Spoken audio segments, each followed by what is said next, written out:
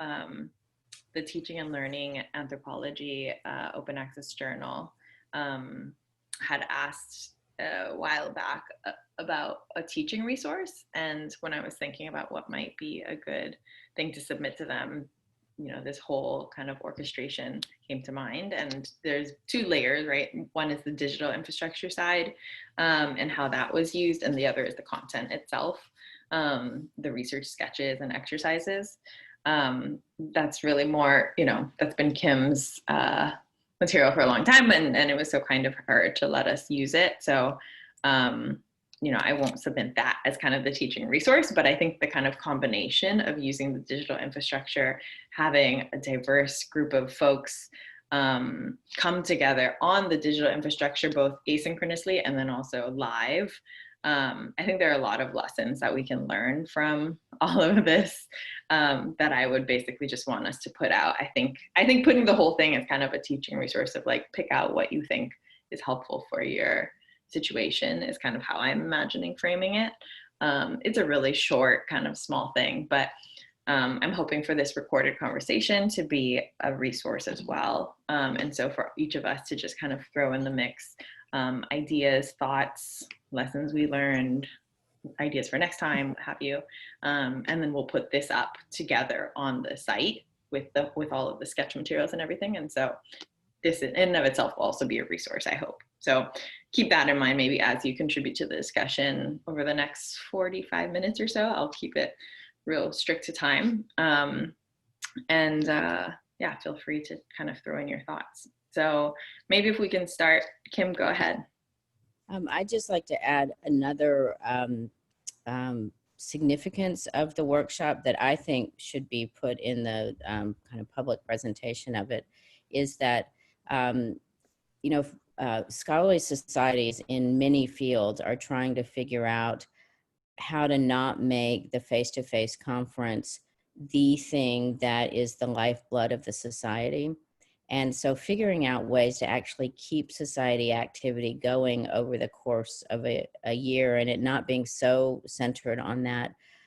This is, I think, a fabulous model for. And it also, and at the same time, it builds capacity and networking among emerging scholars in a field, which is, in my view, the most important thing a society does. And then last is just in my role in 4S over the last few years, probably the most consistent request I got from emerging scholars was for this kind of event where they, especially methods, they feel like they're not getting it in their home departments. And also just want to be expansive about method, even if there's not a critique or lack, that a sense of creative or expansive approach to methods is good. And so I think that just quickly, it's worth saying that. It's also perfectly fine to use the sketches any way you want. They have been out there and in very wayward circulation for many, many years. And so that's fine. Thank you. So maybe we can just do a quick brief round of just names, affiliations, and maybe describe in like a sentence or two the sketch that you led. I can start just for the record. So it's there. I'm Angela Okune, affiliated with University of California, Irvine, and a 6S representative, and so helped together with Katie and Adita to organize this workshop. And we envisioned it to have a digital component from the beginning when we began organizing it last year, August. So COVID and all of that actually didn't come in and make us go digital. We had been planning to have this from the beginning. We can talk more on that in a bit. I can just add then that, yes, I'm Katie Orrick and one of the other Success reps who helped organize this. So Amanda Wendell, I was one of the mentors for the program. And usually I would have taught for over a decade kind of communications in the UK, which involves design, graphic design, new media, media studies, journalism, fashion, that kind of area of stuff. So it was a really different group to be mentoring in these sessions.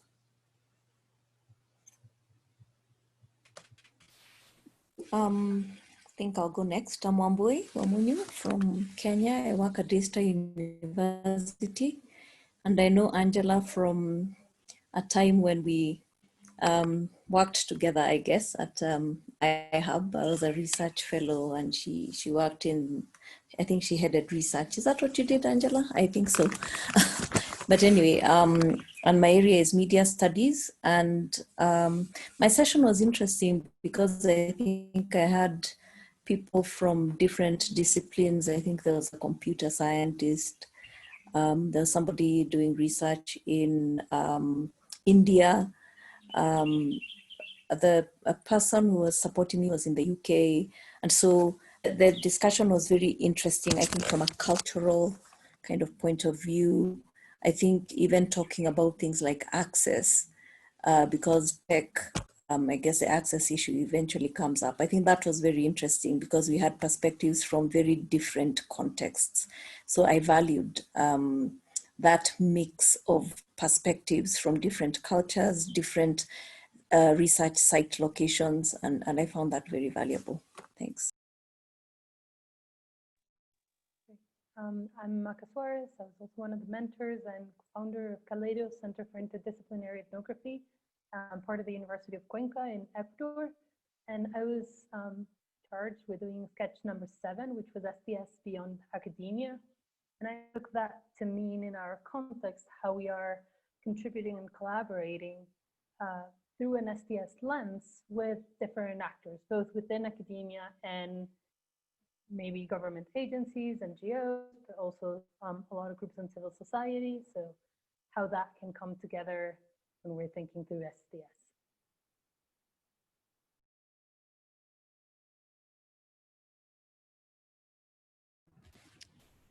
I'm Kim Fortune, and I'm in the Department of Anthropology at the University of California, Irvine.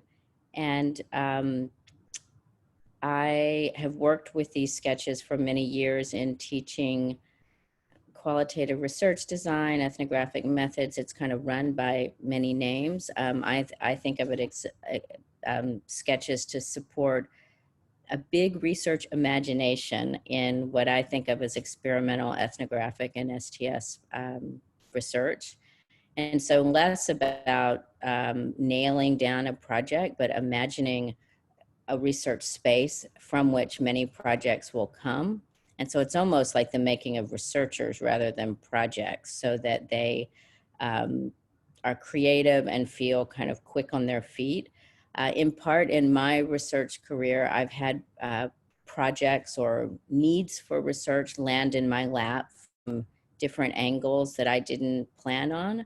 And so, and feeling like you need to be kind of ready to be responsive to those calls for research that I think most researchers encounter in their careers. And so again, thinking of this as kind of methods capacity building so that we can be on call and ready for projects that we didn't always plan to be involved in. And I did the Cross Scales sketch, which asks researchers to think about, I think it's kind of where STS meets many fields, because one way I think about STS is that it brings in layers of analysis into any project, any topic that often are just missed or not at the center of the attention in other fields. And so the cross-scale analysis helps researchers think about the material, the ecological, atmospheric, anthropocenic, technological data infrastructures that undergird cultural formations, social formations, political economic dynamics.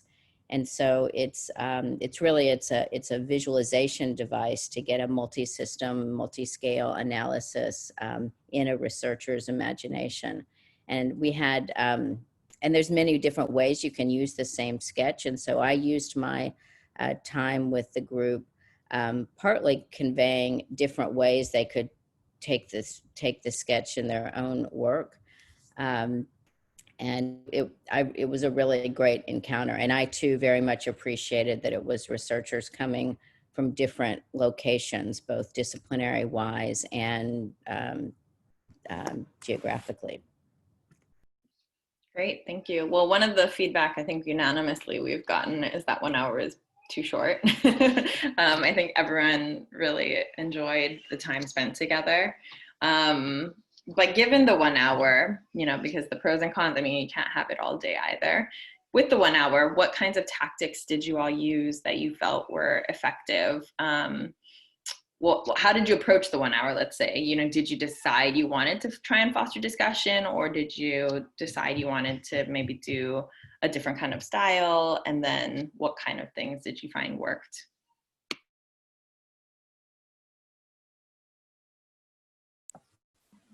Well, I guess I'll go.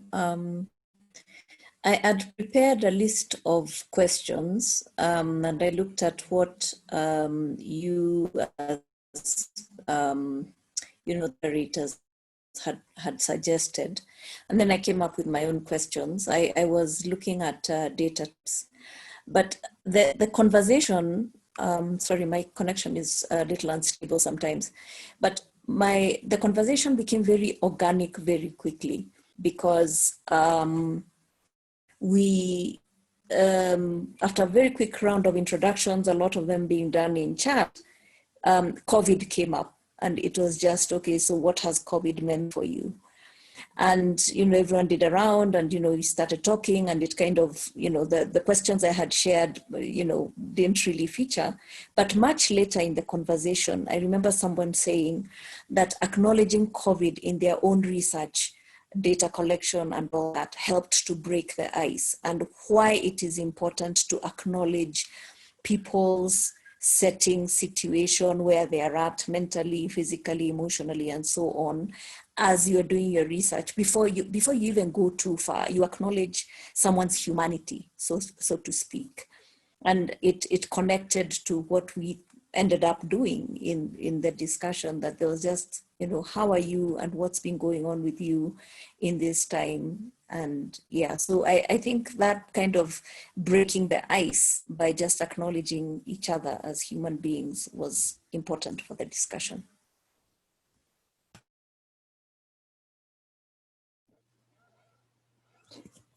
I could go next, because I also didn't describe the sketch I was doing, which was sketch 5, which was visualizing the point, and it was looking at book covers, and it was really interesting. I guess the tactics, if I'm looking at Angela's question in the chat, the tactics to foster discussion, the first thing I did was I actually went to Dugu's session, which was the first session of the day, just to get a feel of the group, get a feel of how synchronous or asynchronous it was, just to see how chatty the group, or if they knew each other beforehand, or, you know, and just to settle into that space, because in some ways it's the first session, whether you're a mentee or a mentor, of the kind of conference week. So it was about sort of being within that atmosphere. And I hope, and I don't know, but I hope it was okay for Dugu to have me there, and I kept quite quiet because I didn't want to interfere with the chat and the way the discussion formed.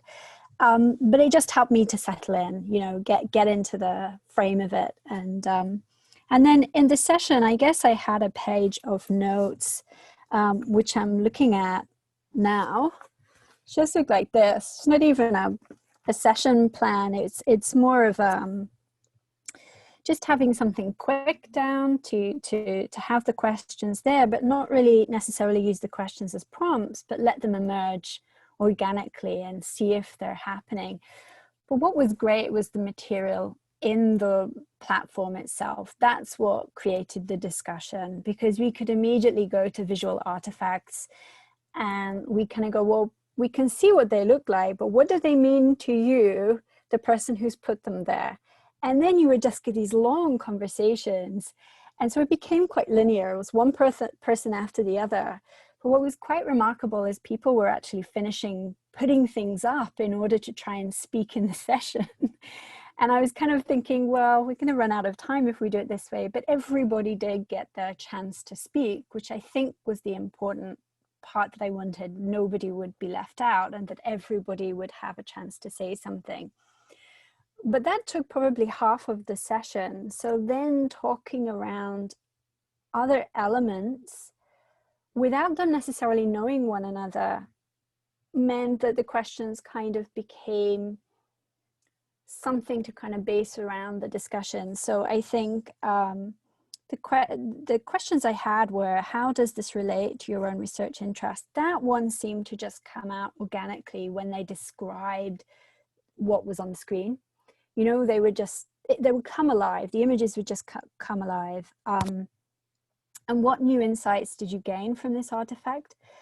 I think by way of everyone listening to other people's interpretations of the images, there were new insights just to hear what others said, not necessarily just your own, but in that kind of sharing space. And then what concepts or associated literature, I felt like that was quite a big one to do in the time. So in a way, what I did was I tried to answer all of the sketches before coming to the session, in order that the debate wasn't stuck in kind of trying to remember things, trying to work through. I mean, there was enough there already. There was the wonderful collection of best front covers of 2019, I think. So there was more than enough material there to not have to spend the time, everybody thinking of new stuff. Having said that, though, I did have like a whole set of books next to me as prompts, and just went through kind of trying to summarize thematics so that then we could cluster the discussions together. So even if people didn't have a chance to talk across, I was kind of bringing them together so that there were kind of research clusters around the kinds of covers they might want to achieve. So there were lots of sort of portraiture images, there were kind of storytelling journalistic images, there was object-based stuff, there was abstract stuff, and just trying to kind of crudely categorize but enable kind of discussion to emerge. Can you see that is quite similar to this, and so on. So what questions or elaborations do you have about this artifact? Again, that just came completely out of the discussion. And then I set something on top, which seems a bit kind of like, gosh, if there's an hour, how do you fit any more in? But I felt like it was a way of enabling them to kind of leave and think what they could do further with it. And so I gave them the example of trying to do a cover for Palgrave Macmillan or trying to do a cover for MIT. And it was just to get them moving to, well, what happens if you didn't get to choose your image, like this kind of book, but you ended up having to get, like I did, like a pattern? What would, in essence, be the colors that you would choose and the pattern that you would choose? You know, it's the most essentialist way of structuring a cover. But then we got everybody to think about, well, often these things are done in quite a rush at the end. You're concentrating on finishing the manuscript, not concentrating always on the cover, even though that's the nicest bit in some ways to do.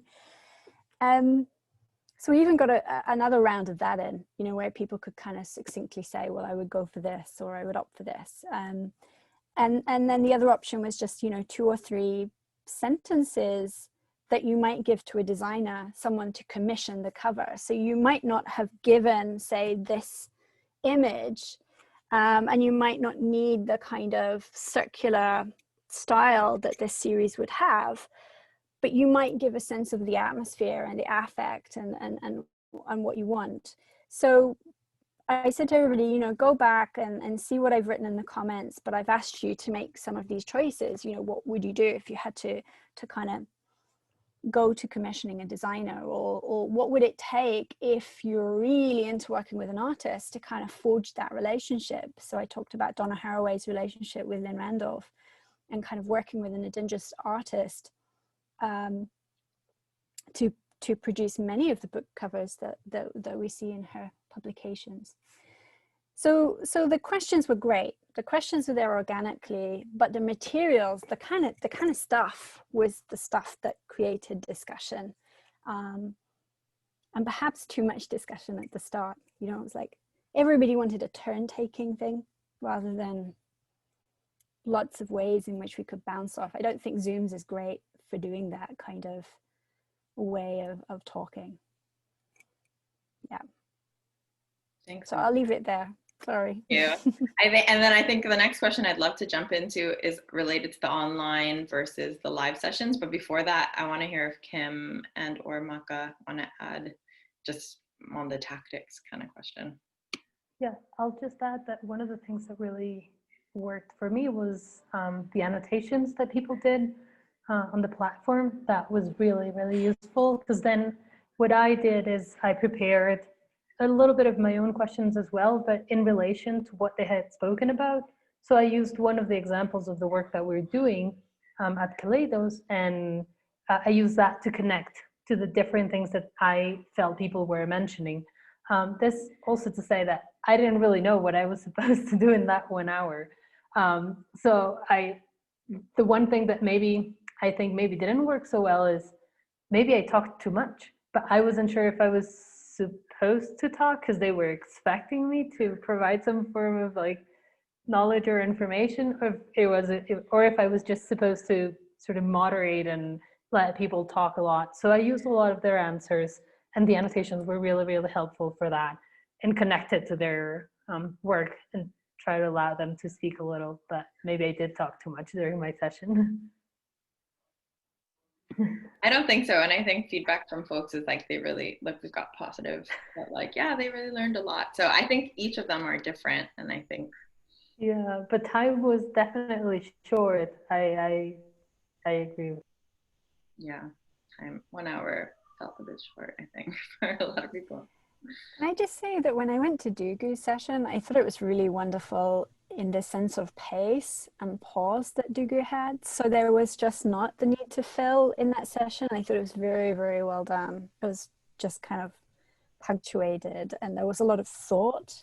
It wasn't just straight away, everybody like, you know, I think my session was quite frenetic, but I think Dugu had this just lovely pace. It was just very, very thoughtful, and you could see everybody raising the bar to that level of, okay, we need to really think about these quite complicated questions. So yeah, it was amazing to go to another session and get a different energy and a different kind of set of things. I just wanted to say that, given that I went and Dugu's not here. Just want to say it was a cool session.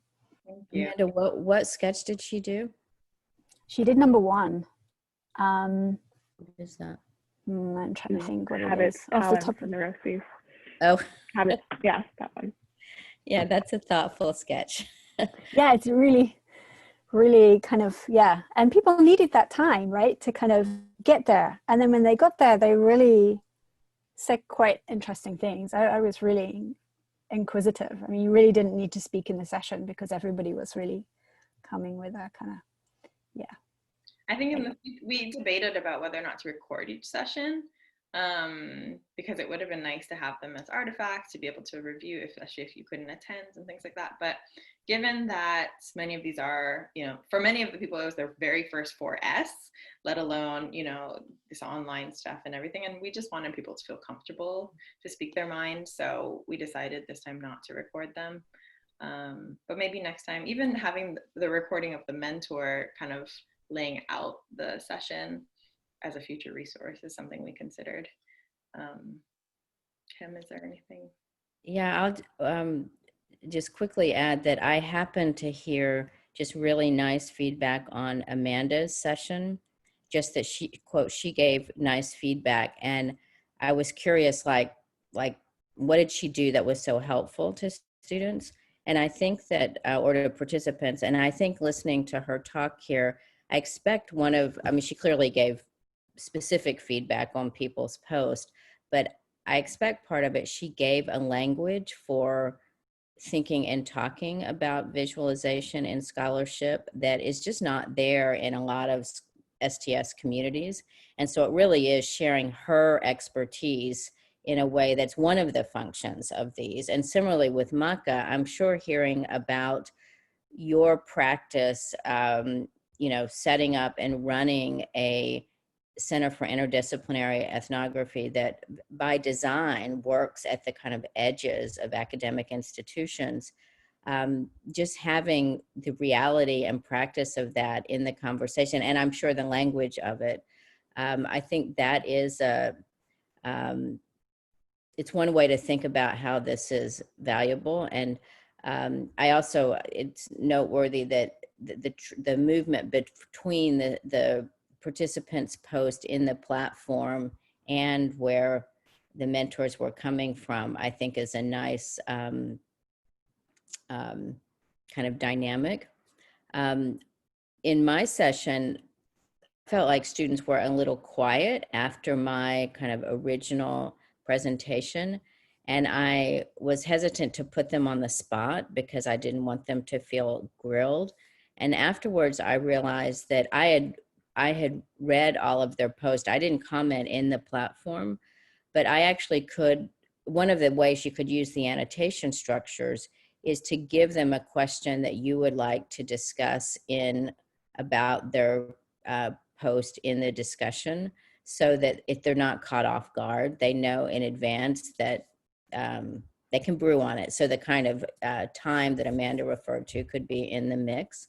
The other thing is, if there was time, one way to get going across post is actually to have some time to think through almost do the sketches together, so that the mentor gives a little framing for one question in the sketch, and so the discussion of, is this what the question is asking for? And of course, there's not one thing it's asking for, but I think a real value of this side-by-side work, you get so many ideas, literally like looking over someone else's shoulder. It's like, oh, that's how you can answer that. And then you can do so it's very empirically driven. And I love that part of the way the PEACE system works. And I think these sessions can kind of jump off from that. And I think that's what we were hoping, and that's why we inbuilt also the kind of peer review section, because we had everyone do the annotations themselves, but then instead of just like submitting and leaving and never going back, we were hoping to then have people then go back and look at each other's materials and have that help generate and familiarize themselves with other people's work. Because one of the key things when they were applying to join the workshop was almost everyone said they wanted to connect with others. And I think that was kind of the prime motivation, like you mentioned earlier, Kim, in addition to method, but also especially just learning what other people are working on. So I think in that regard, from the feedback, it seems like it fulfilled that mandate pretty well. But I would like to maybe explicitly, we've started going into it, but would like to explicitly ask how the online connected or didn't connect with the live sessions. So like I mentioned, we had planned to have the asynchronous from the get-go because we wanted to test that out. And we were going to have an in-person live workshop in Prague, but that was going to be done with all the kind of homework on the platform already. It was definitely a lot of work to kind of lay out the STS infrastructure. And feedback was still that it was a little bit of a learning curve. There were some technical challenges. But I think people on the most part were able to do it. I don't know how their first-hand experience was, but in terms of getting all the annotations going and everything, we got it done. Did you feel like it was worth the effort as a mentor? And from your perspective, did you feel like having it set out on the PEACE platform, as opposed to say a Google Doc or something like that, did it add the richness that I think PEACE can offer, which is to be able to see the annotations together, to be able to zoom in and out? Yeah, did it work in that fashion, or would it have been easier to do it somewhere else?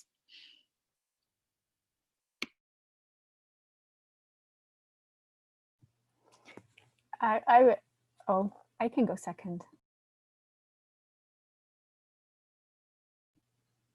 Okay, I'll go then. I think it was essential.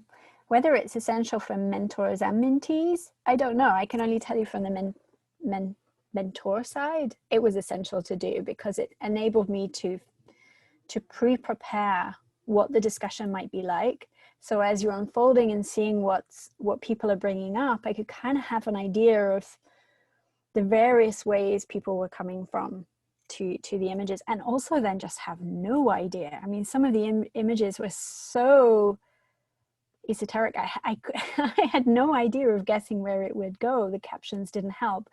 So it was essential as a mentor to do it. And I thought the peer review really helped me to kind of think of the ways in which I've gone through choosing book covers, book cover myself, but also how some of my friends have gone through that. And so I ended up having conversations with friends. And I know Laura Watts said to me ages ago about her book, and I said, do you mind if I tell that story? Do you mind if I share that in the session? She said, yeah, go ahead. So she had sent to MIT the Vikings title sequence for her Energy Sagas book. And it just, you can see what such a great job the designer's done to match that with the images and so on. So I think the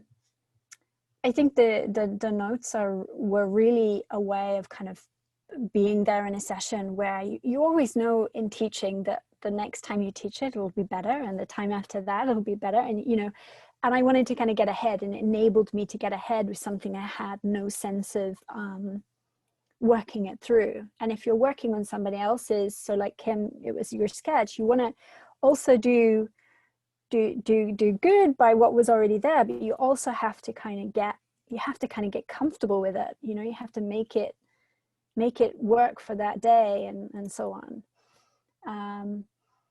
Yeah, so I absolutely, peer review was super important, and it wouldn't have worked actually if the mentees had not done it as well. So yeah.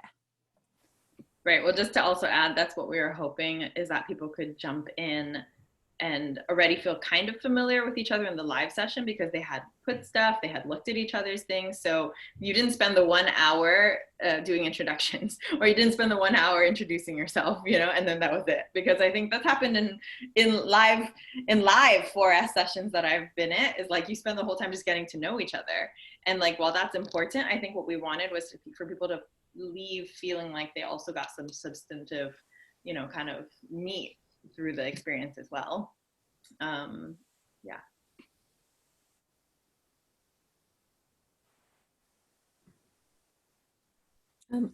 I thought I'd add something on the annotations, because I thought they were very good, but they're useful when everybody also get to do them. And in my group, not everyone had done them. So there were some people who had, really engaged, and, it was very interesting. And I'd actually developed some questions around, some of what had come up there. But there was somebody who had, I don't even think they were in the group originally, or they just joined. So I ended up not following that line. But on the question of the platform, I think the platform is good, but it takes some getting used to. And I am a little used to it because of, the other group that I'm in with Angela. But on the whole, if you're not used to this kind of thing, it can take a while. Sorry, there are dogs barking. I hope they're not interfering. But if there's a way to kind of get people used to the platform beforehand, both mentors and mentees, if that's not an issue, it would help. The one thing that, like the term essay, I know in our other group with Angela, we have 2 members who were going to do an essay around some of their annotations. And I remember the first time thinking, oh, okay, essay. So I was looking for an essay in the traditional sense, some long prose and so on. And the term in the platform is a bit different. So that getting acquainted with the platform and the concept and the thinking beneath the platform is helpful, so that now you know how to kind of navigate and, help the students as well. You can make use of the platform's tools in a better way, if that makes sense. Yeah.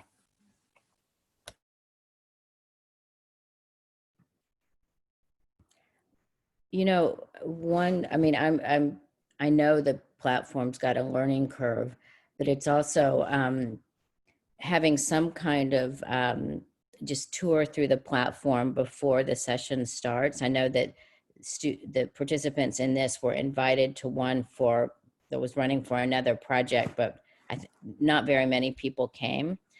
So I think that would help.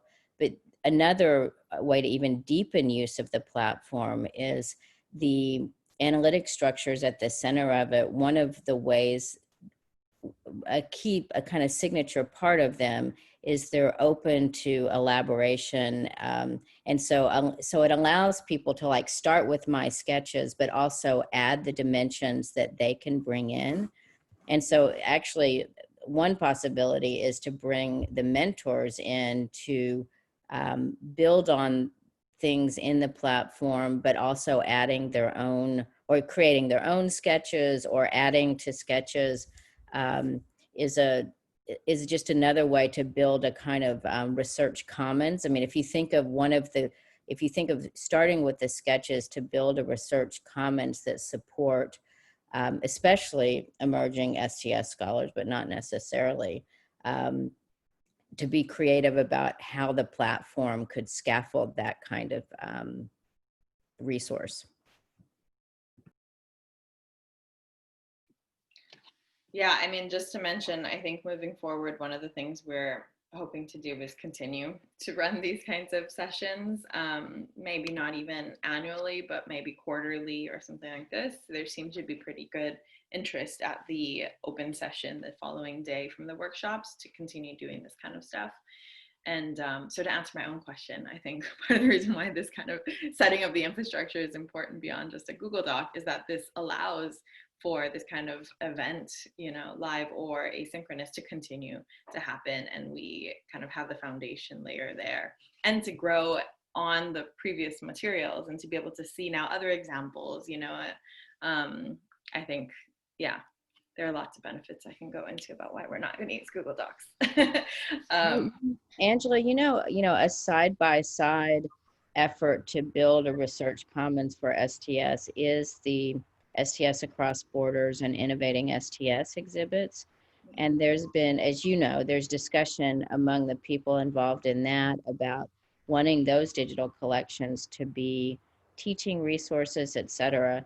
So going forward, it might be like we could develop a sketch that takes people kind of on a like exploration into those different digital platforms, because the one of many strengths of that collection is that it presents STS as this extraordinarily heterogeneous space from the beginning, geopolitically heterogeneous, methodologically heterogeneous. So the concern, especially that new participants have, that they're not really STS or they're not yet STS enough, gets kind of put aside pretty quickly when you see, you know, when that's your entry in, rather than these kind of canonic tomes that have defined the field for many generations.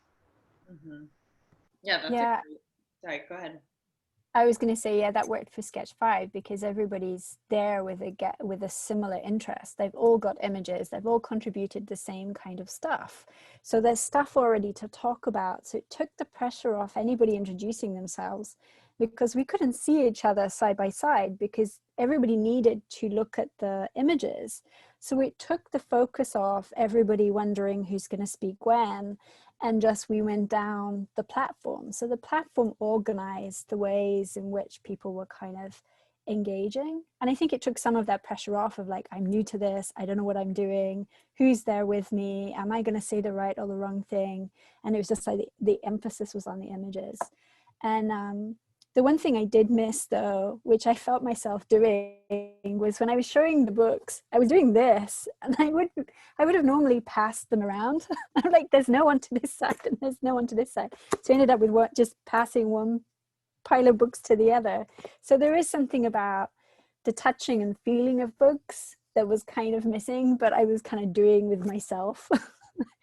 But maybe there's a way of extending that and getting people to bring objects to the session. So there's a bit of touch there, you know, so you could talk about the end papers in a book and And also I thought you could extend Sketch 5 over several months. If you had something where you wanted people to come back to it, you could keep that sketch going and moving it into like a mood board. So rather than it be like 3 images, you end up with 20 images and then a much bigger discussion of the images within the book and the image within the cover, because I thought there was a potential to talk about image inside with the caption.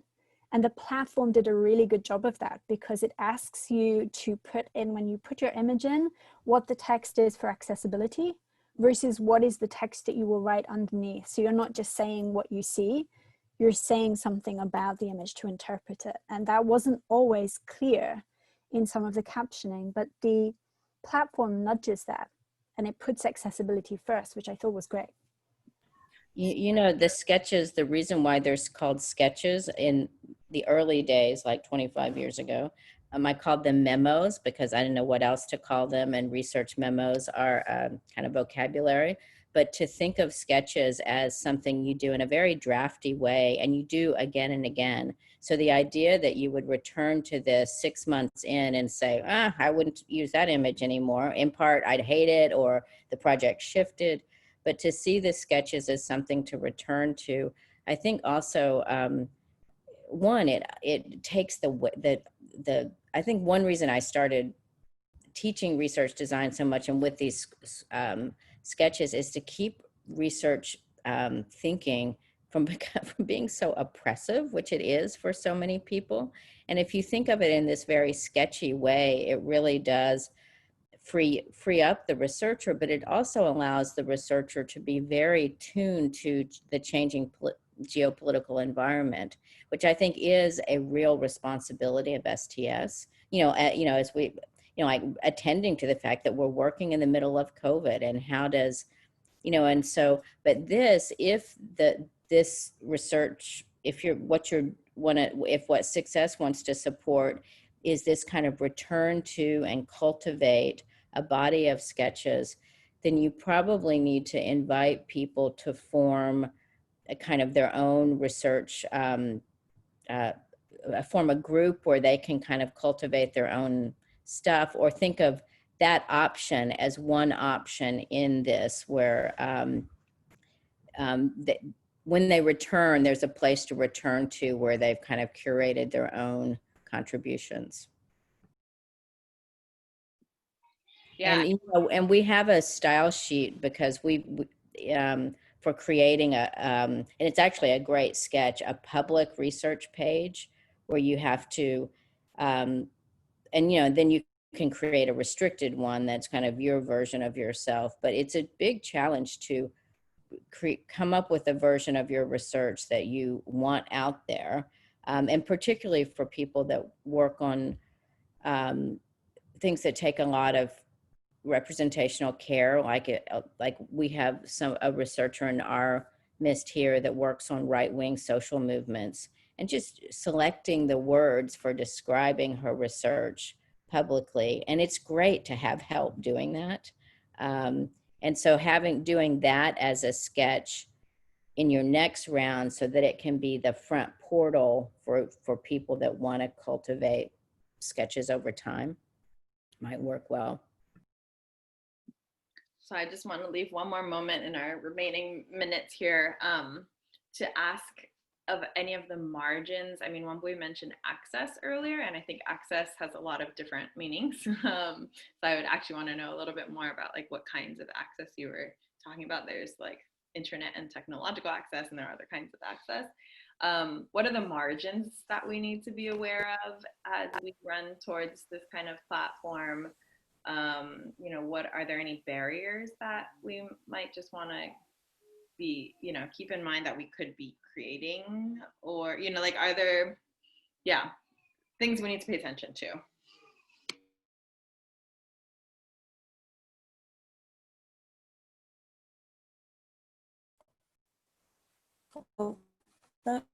Let me just respond to the access comment briefly.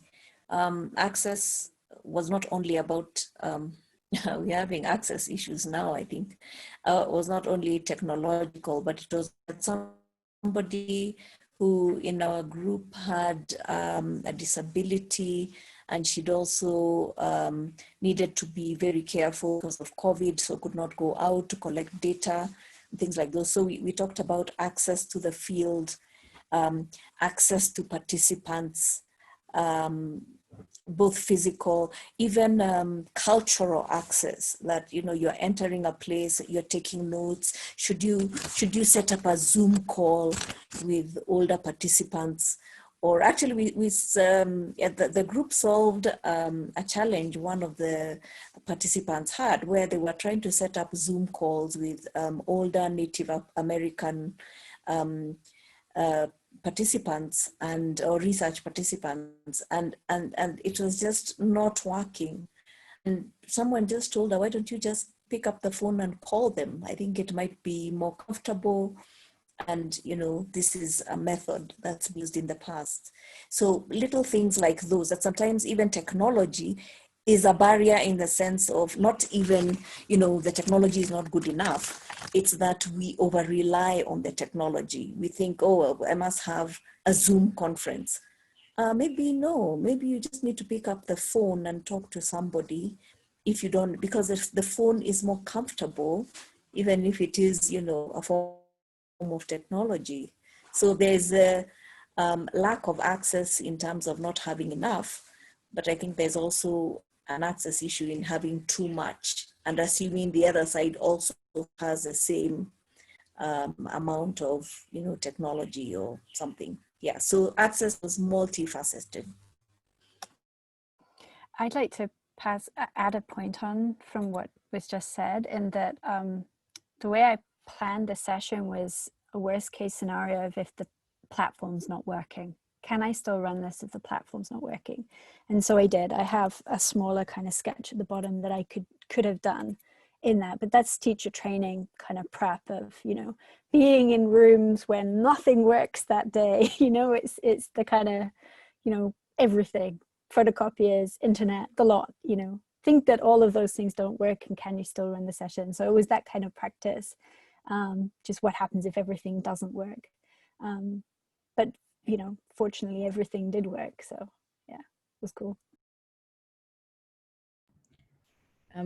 One thing to think about too is, partly because of concern about access and having a large number of students, I've, with my undergraduates, I'm having them self-organize their Zoom sessions for their research groups.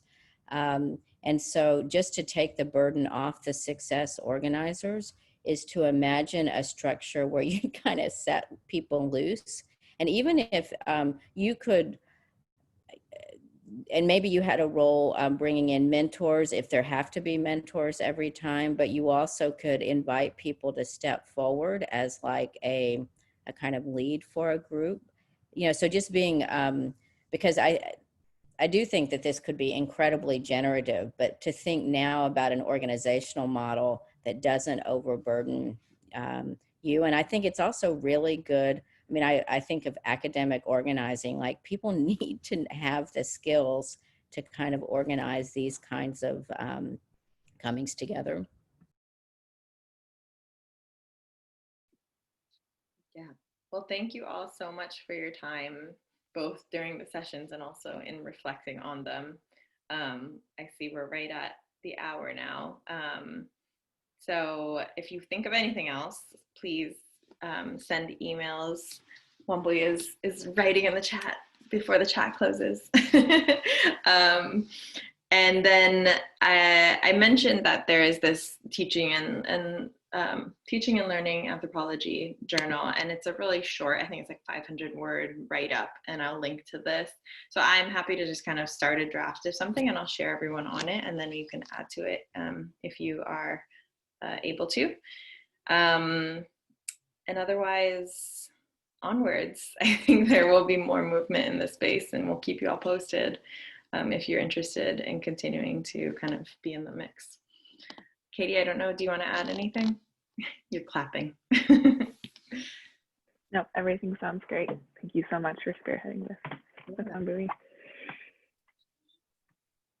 thank you for being such active success reps. It's really, really important and good for both the society and the community. So, Thank you, everyone. Take Yeah, care. thank you. Thanks for including me. Bye. Bye.